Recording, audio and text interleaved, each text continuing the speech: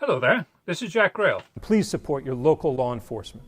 Sure. I've done many officer-involved shootings. Yes, I responded to an actual officer-involved shooting. It was a year ago. It was before this even came into to play. But there was a lot of the news cycle was going about officers, being using criminal intent to, to kill, people.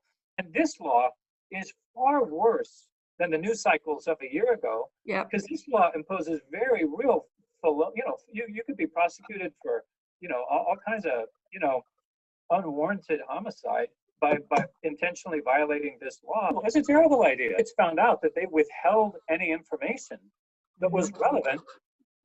They could be guilty of a felony. Sure. I've done many officer-involved shootings where the officer, to the best of his recollection, is trying to explain what happened.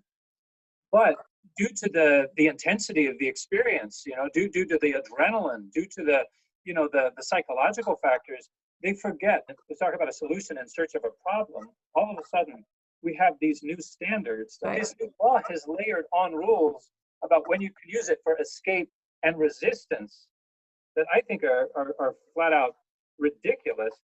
That's ridiculous. You have these are all three very different things yes. here.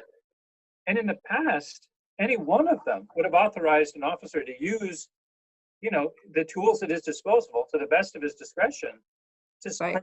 protect the public and himself. Yep. Have the officer make reasonable efforts to ID himself and warn that deadly force can be used unless he has reasonable grounds to think the person's aware of the fact, but once again, this reasonable standard. Please support your local law enforcement.